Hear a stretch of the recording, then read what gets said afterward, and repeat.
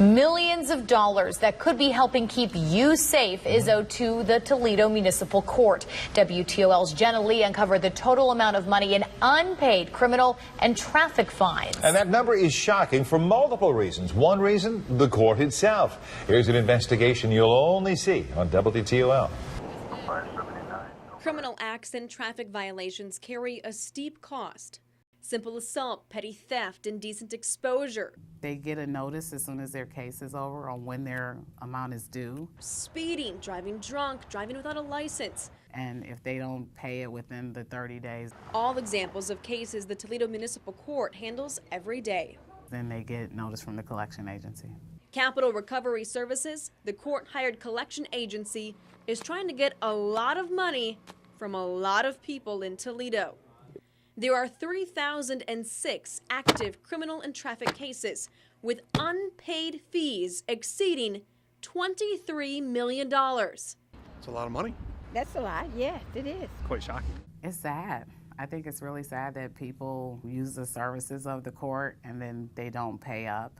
It's a large chunk of change that could help the city and state significantly because when the fines are paid, the money is divided into several categories, benefiting the court system, Toledo's general fund, which is primarily dedicated to police and fire personnel, the Crime Stoppers program, and organizations to support victims of criminals. To put $23 million into perspective, if the city collected all of it, it would be enough to pay for Toledo's entire police and fire departments for nearly 2 full years. It's a lot of money. Yes. Some of the fines date back decades. The oldest was issued in 1974. The names of criminals owing the most: Peter Can, ordered to pay $10,000. Taylor Hudson, sentenced to fork over $6,000. James Hinckley ruled to cough up more than $4,000. And when we do not receive the money, it puts a strain on the entire system. It's just a matter of finding the offenders, even one with a 3-cent balance. Those people could be anywhere in the country. They could be living right next door to you, or they could live in California.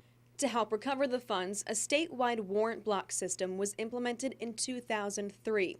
The block denies the right to apply for a driver's license or vehicle registration to anyone with outstanding debt to the clerk of court's office. But that measure did nothing to push Toledo lawbreakers stemming from 1974 to 2003 to shell out the cash, because during that time period, Toledo Municipal Court actually had no system in place to pull in the money. Attorneys served as collection agents and pocketed a third of the fine. There was nothing in place to force people to pay.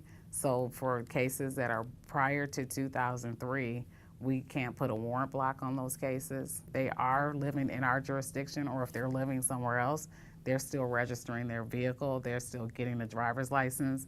They have no incentive to pay.